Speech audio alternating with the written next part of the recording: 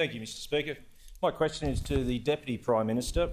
Will the Deputy Prime Minister outline to the House how the Morrison-Joyce government is ensuring a strong economic recovery in the regions by investing in infrastructure projects that support communities and create jobs? The Deputy Prime Minister has the call.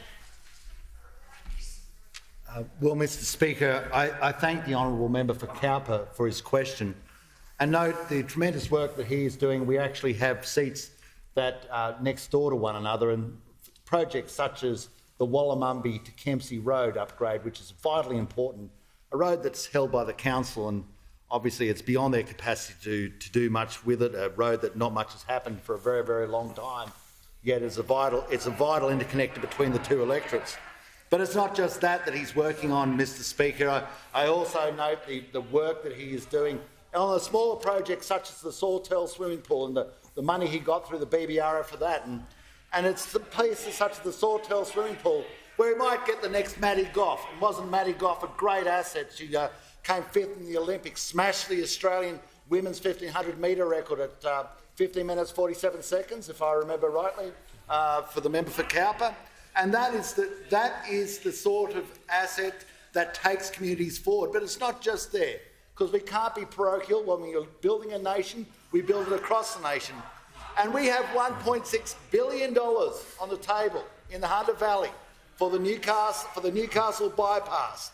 That $1.6 billion, which will be complemented by $400 million from the state government, goes to show that when we are building projects, we build them across the nation.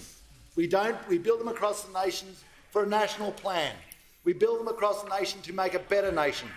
And it's not just there. Also in the Hunter Valley, you have such things as the Singleton bypass, for which we're putting about $560 million towards. Because whether it's the Pacific Highway or the New England Highway, are building to a nationals plan. And it's things such as the Coffs Harbour bypass as well, which I know the member for Cowper has put so much work towards. $1.4 billion, in fact a little bit more than $1.4 billion, to continue the dream and the vision for people such as Warren Truss, the former leader of the Nationals, Warren Truss, who had the dream of making sure that he could drive a car from Melbourne to north of Gympie without seeing a traffic light on a dual carriageway road. That is real vision. Continued on by the member for Riverina. Continued on Aberdeen by the member for Riverina.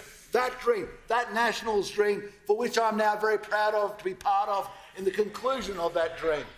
This is important where it goes up to the member for Wide Bays, for the Tyro bypass, for the Cowper, in the seat of Cowper, for Coffs Harbour, and the seat of Hunter for the Newcastle bypass. This is a Nationals and a national vision, and the Coalition is putting the effort, putting the money, and delivering an outcome that is not just resides in seats of our leading, but resides in the seats across this nation for a national benefit.